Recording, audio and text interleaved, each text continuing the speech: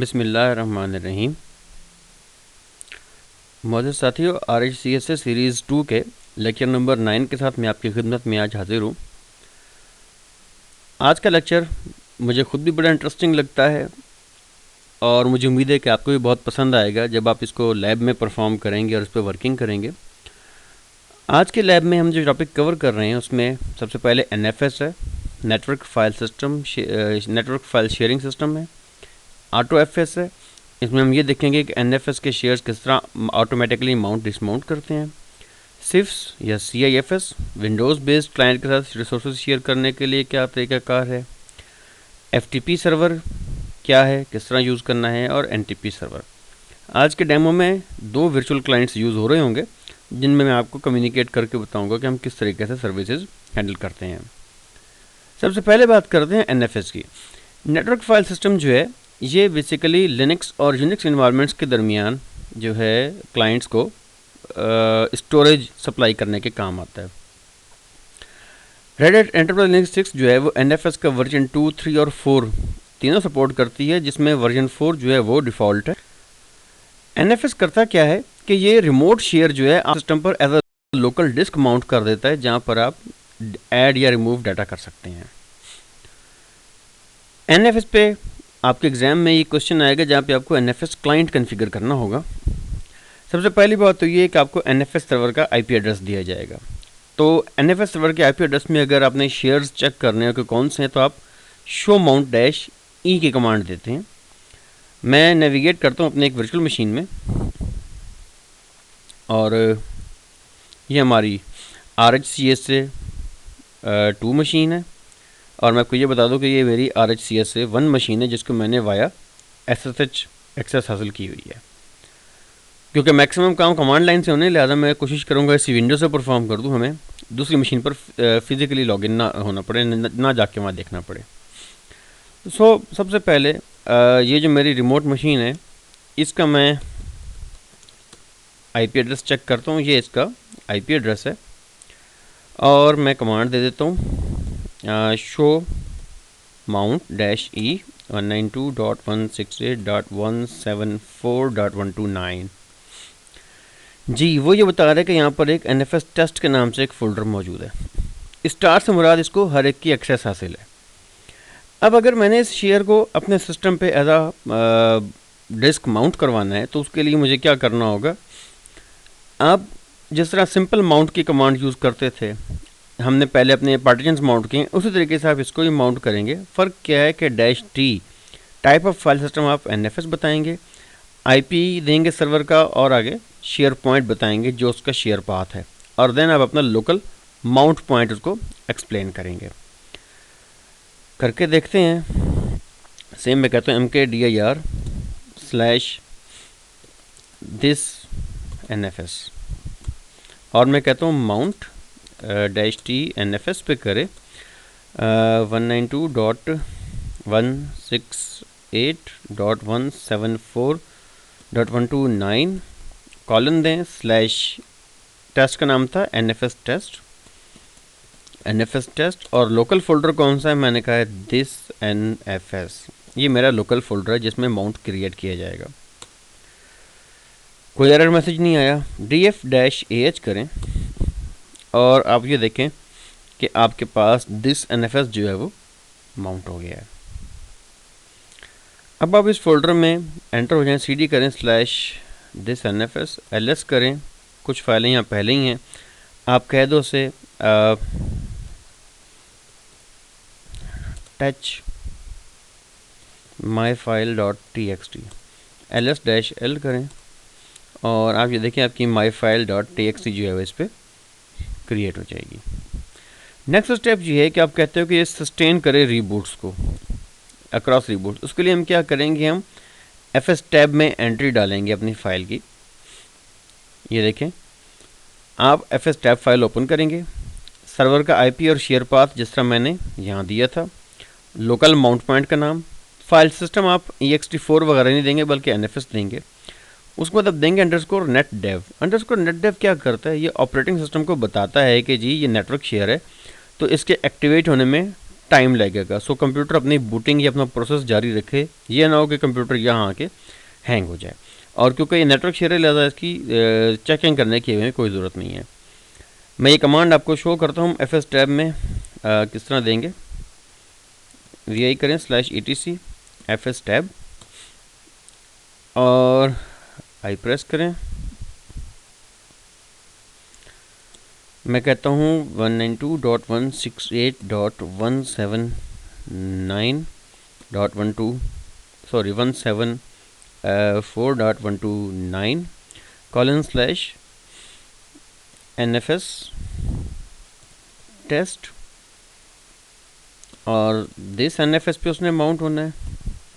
File system होगा NFS_netdev and 00।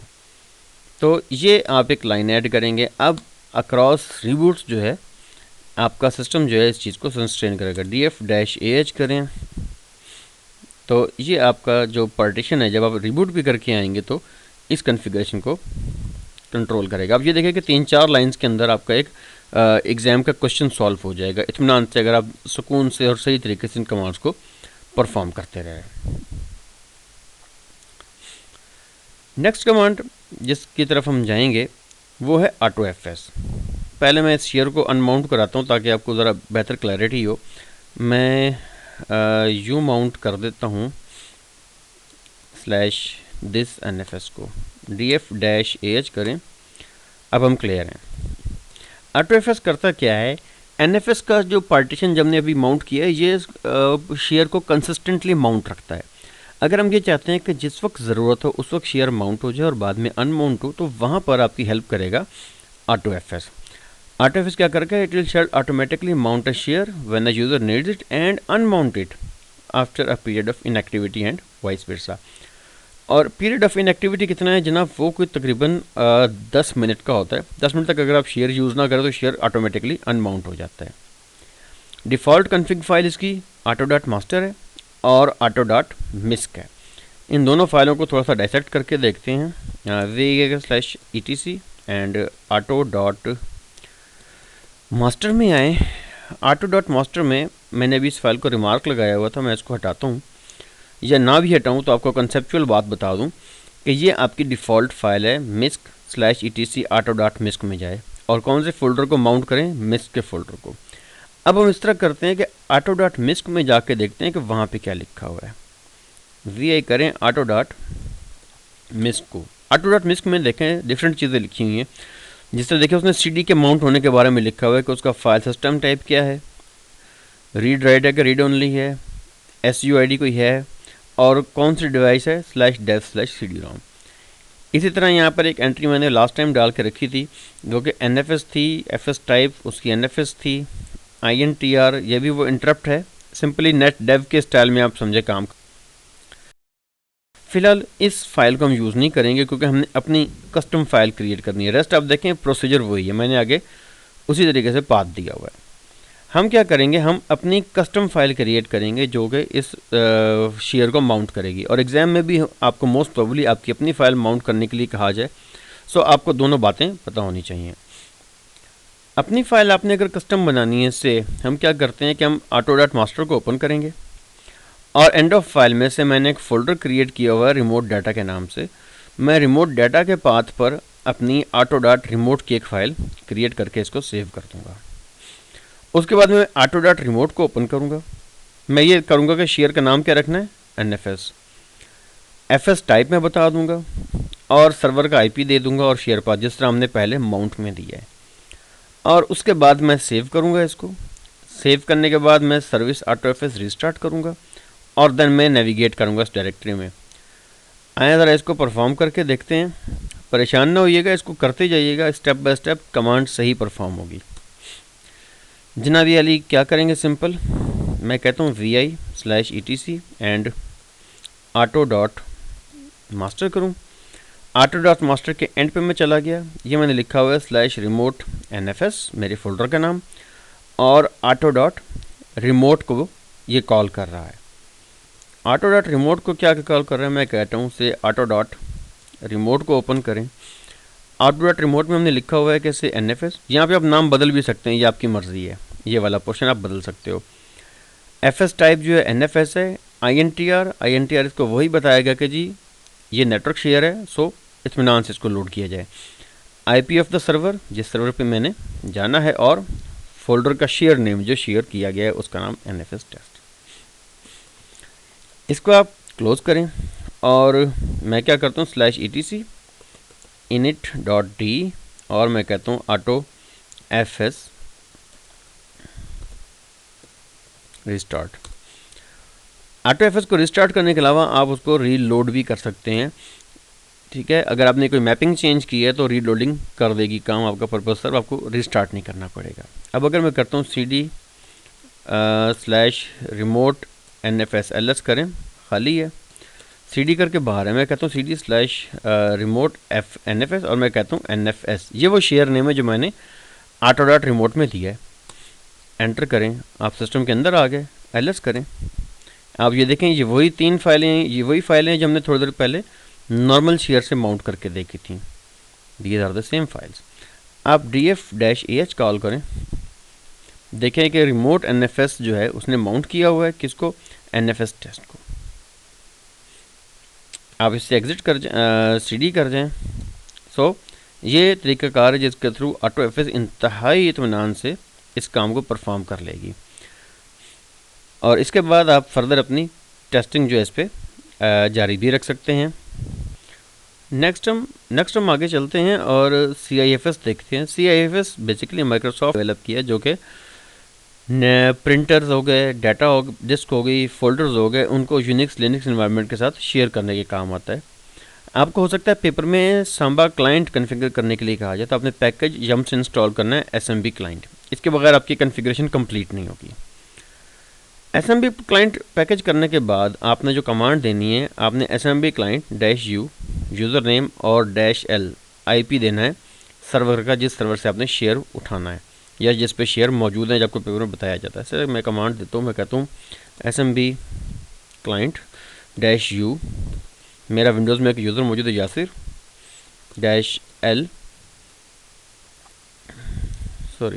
-l हो गया, और सर्वर का IP है मेरा ख्याल है 192.168.174.1। मैंने यासिर का पासवर्ड दिया और देखें ये मेरे सामने शेयर शो हो गया। इसमें देखो मैंने एक ये शेयर बना के रखा हुआ है फॉर CIFS डेमो। अगर मैं आपको ये शेयर शो करूं तो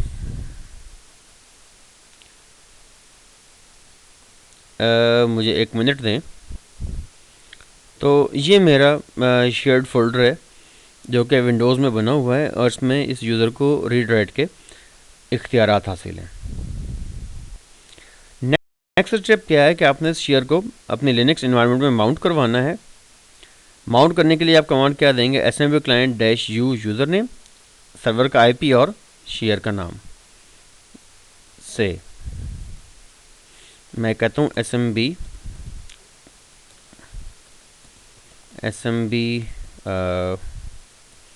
client -u Yasir /174.1 and /for CIFS demo. ले जी आप फोल्डर के अंदर पहुंच गए हैं, ls करें। यहाँ पर देखिए हमने एक फ़ाइल भी अपनी कॉपी करके रखी हुई है। आप इसके ऊपर जनरल कमांड्स अपनी चला सकते हैं, कॉपी और पेस्ट की, और ये कमांड्स काम करेंगी। इससे भी ज़्यादा एक आसान तरीका और है इसको चलाने का, इस पे काम करने का, और वो ये है कि आप जाएं सिस्टम में और यहाँ पर इसको कहें प्लेसेस में, और यहाँ पर कहें कनेक्ट टू सर्वर। आप यहाँ पर ले लें जनाब विंडोज़ शेयर और 192.168.174.1 यूज़र नेम से आप दे दें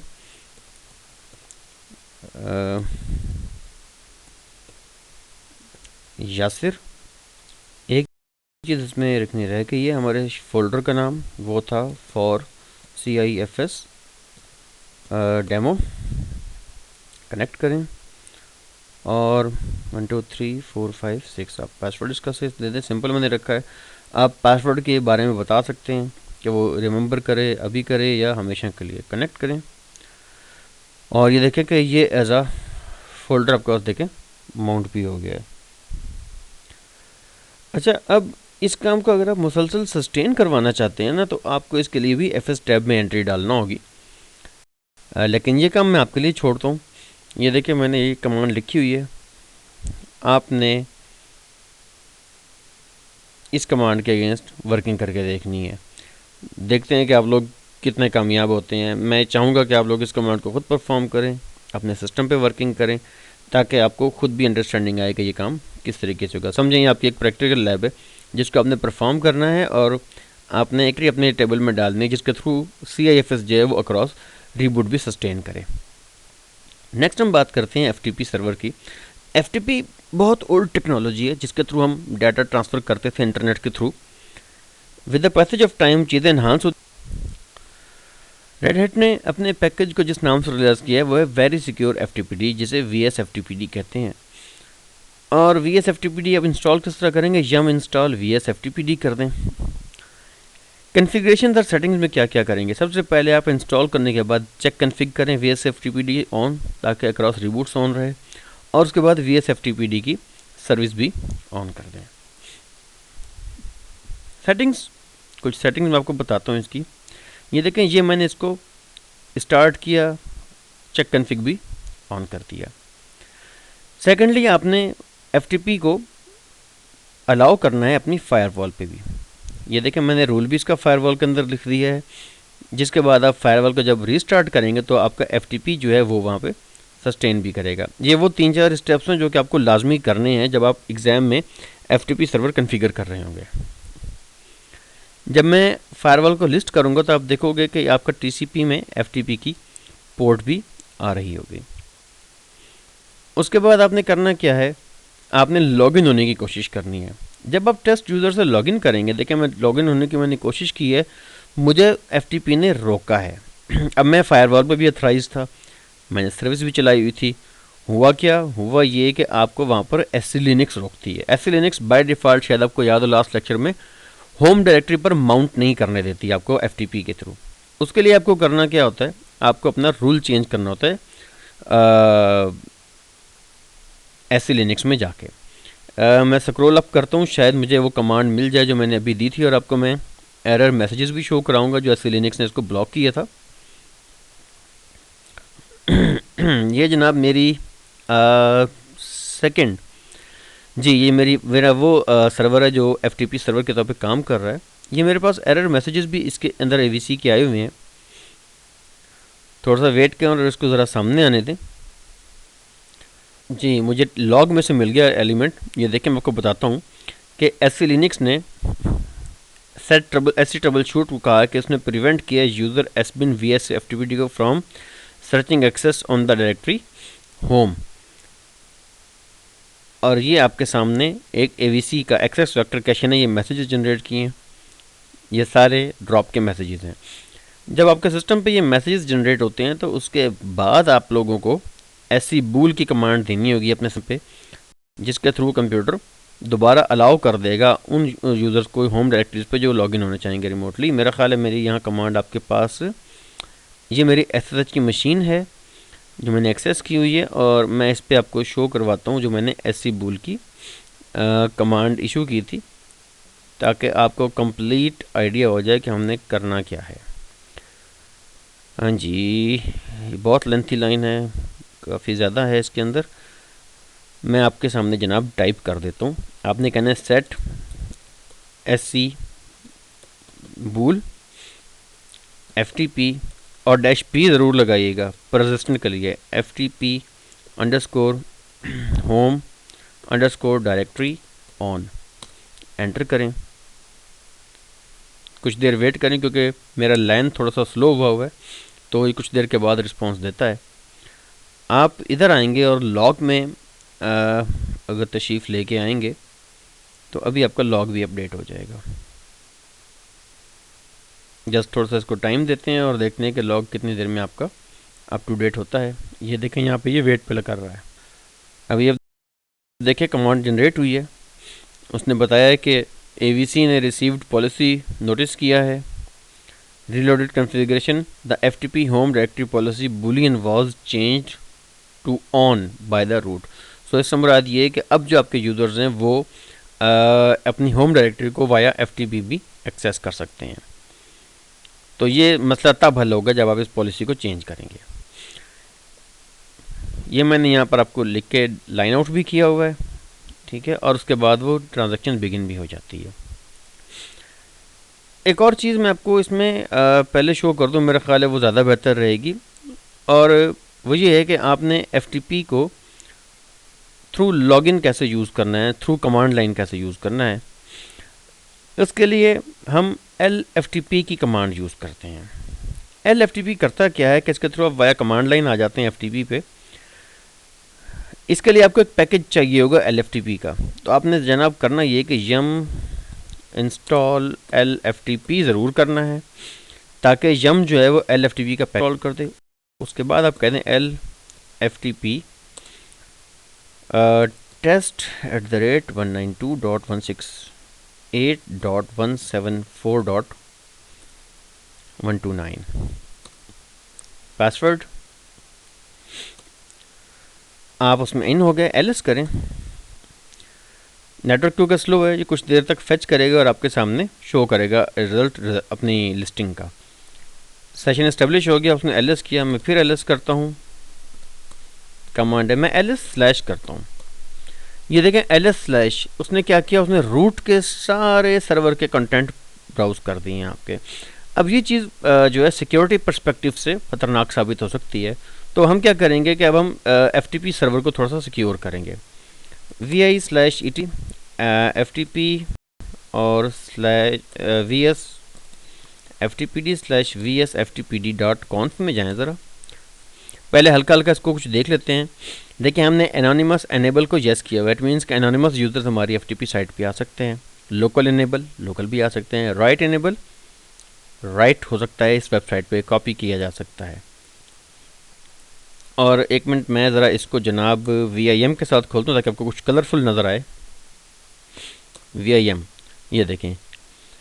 अब हमने क्योंकि अपने यूज़र्स को प्रोटेक्ट करना है अगेंस्ट के उन पे जो है उनको सर्वर की एक्सेस ना आए या ओवरऑल सर्वर ब्राउज ना करे, तो हम इनको जेल कर देंगे। इसे हम कहते हैं CH रूट जेलिंग। उसके लिए हम करेंगे क्या कि इसमें एंड पे है ये option CH root _list _enable। ये रिमार्क है, इसका रिमार्क आप हटा दें, स्केप करें, WQ करें, और अब आपको अब CH रूट लिस्ट फाइल बनानी पड़ेगी। मैं कहूँगा vi/etc/vsftpd/ch रूट लिस्ट, एंटर करें। यहाँ पे उन यूज़र्स के नाम दे दें जिनको आपने रिस्ट्रिक्ट करना है कि वो सर्वर को ब्राउज ना करने पाएँ। ये 2 यूज़र्स से मैंने दे दिए, इवन रूट भी ब्राउज नहीं कर पाएगा। WQ करें, init.d और vsftpd रिस्टार्ट करें। vsftpd मेरी रिस्टार्ट हो जाती है और मैं उसके बाद इस यूज़र से एग्ज़िट करता हूँ टेस्ट से, और मैं दोबारा लॉगिन होता हूँ। LS करूँ, कुछ देर वेट करते हैं ताकि ये अपनी कमांड को एग्जीक्यूट करे। जी, कमांड एग्जीक्यूटिव में अगेन LS करता हूँ। अब मैं LS/ करता हूँ। ये देखें अब वो उसको होम डायरेक्टरी से बाहर नहीं जाने दे रहा। ये तरीक़ाकार है जिसके थ्रू हम अपनी FTP को सिक्योर भी कर सकते हैं against unauthorized user access. Next हम आगे चलते हैं। इन स्लाइड्स को ज़रा अच्छी तरह इत्मीनान से स्टडी कीजिएगा और अकॉर्डिंगली इस पर वर्क करने की कोशिश कीजिएगा। नेक्स्ट है हमारे पास NTP या नेटवर्क टाइम प्रोटोकॉल। ये ऐसा सेंट्रलाइज सर्वर है जो कि हमारी पूरी ऑर्गेनाइजेशन या एंटरप्राइज में टाइम स्टैम्प की हैंडलिंग करता है। टाइम स्टैम्प्स का बड़ा ज़्यादा इंपॉर्टेंस होती है लॉग एक्सेस में, जब हमने लॉग एनालाइज करने होते हैं किसी ब्रीच की सूरत में, या हमारी जो ट्रांजैक्शंस होती हैं फाइनेंशियल ट्रांजैक्शंस उनकी टाइम स्टैम्प अगर हमने हैंडल करनी हो। NTP के 2 काम हो सकते हैं पेपर में, या तो आपको NTP क्लाइंट बनाने को कह दिया जाए या आपको NTP सर्वर बनाने को कह दिया जाए। दोनों काम बहुत आसान है। NTP क्लाइंट बनाना तो खैर बहुत ही आसान है, इसके थ्रू तो आप समझें कि आपके ये मुफ्त के नंबर हैं। आप एनटीपी क्लाइंट बनाने के लिए जनाब करेंगे क्या, फटाफट आप जाएं, जैसे ये क्वेश्चन आए सिस्टम में जाएं, एडमिनिस्ट्रेशन में जाएं, और जनाब यहाँ पे डेट एंड टाइम होगा, कहाँ गया ये डेट एंड टाइम, लॉगिन करें और टाइम ये है synchronize date and time over the network, click करें, यहाँ ऐड कराएं और पेपर में जो सर्वर का दिया गया ना एड्रेस वो एड्रेस यहाँ दे दें, एंड यू आर डन। बस इतना सा काम आपने करना है और आपका एनटीपी क्लाइंट जो है वो कन्फिगर हो जाएगा। और अगर वो ये कह दें कि जी एनटीपी सर्वर खड़ा करें तो ये भी कोई मुश्किल काम नहीं है, वी करें /etc/ntp.conf, एंटर करें। कौन सी लाइन मॉडिफाई करनी है जनाब, जस्ट मेरी स्क्रीन हिल चुकी है, जस्ट मुझे टाइम दें ताकि मैं ज़रा स्क्रीन जो है वो दोबारा उसकी जगह पे लाऊं। ये स्क्रीन किसी हद तक वापसी पे आ गई है, परेशान ना होइएगा अगर स्क्रीन लेफ़्ट राइट हुई है, आपका लेसन अपनी जगह मौजूद है। आपने एनटीपी सर्वर कन्फिगर करते हुए जस्ट ये जो लाइन है रेस्ट्रिक्ट वाली, इसको आपने अनकमेंट कर देना है। अनकमेंट के बाद आपने वो आईपी रेंज देनी है जो उन्होंने आईपी रेंज आपको बताई, 0 से मुराद ये है कि ये पूरा सबनेट कवर होगा। मास्क मौजूद है, no modify, no trap, skip करें, WQ करें, सेव कर दें, फाइल सेव हो गई। नेक्स्ट काम आपने क्या करना है, आपने सर्विस रिस्टार्ट करनी है और NTPD को ऑन करना है। मैं ये दोनों काम कर देता हूँ, तीसरा काम नहीं करूँगा, वो आपने करना है। मैं कहता हूँ /etc init.d NTPD start check config NTPD on CHK check config, NTPD मेरा ऑन हो गया। और तीसरा काम जनाब आप लोगों ने खुद करना है, और वो क्या है कि आपने NTP पोर्ट यूज़ करता है 123 फायरवॉल पे, तो आप लोगों ने फायरवॉल पर 123 जो है ये ऑन कर देनी है। दूसरी बात क्या है, मैं अब यहाँ लिख रहा हूँ, मैं मिटा दूंगा, और वो जो है कि UDP पैकेट्स NTP भेजता होता है, तो आपने TCP के बजाय UDP को ऑथराइज़ कराना है, क्योंकि ये स्टेटस पैकेट्स होते हैं, जैसे जा रहे होते हैं, इनका रिस्पॉन्स एक्सेप्ट नहीं किया जाता। सो आपने UDP पोर्ट 123 ओपन करनी है, एंड ये will be get going with no problem, और इत्मीनान से इंशाल्लाह सारे सर्वर आपके कवर हो जाएंगे। इंशाल्लाह नेक्स्ट टाइम लेक्चर नंबर 10 के साथ हाजिर होगा। मुझे उम्मीद है आपको लेक्चर आज का पसंद आया होगा और आप इसकी लैब भी करेंगे इत्मीनान से अच्छे तरीके से। तो अगले लेक्चर हाजिर होगा, तब तक के लिए इजाज़त दीजिए। अल्लाह हाफिज़।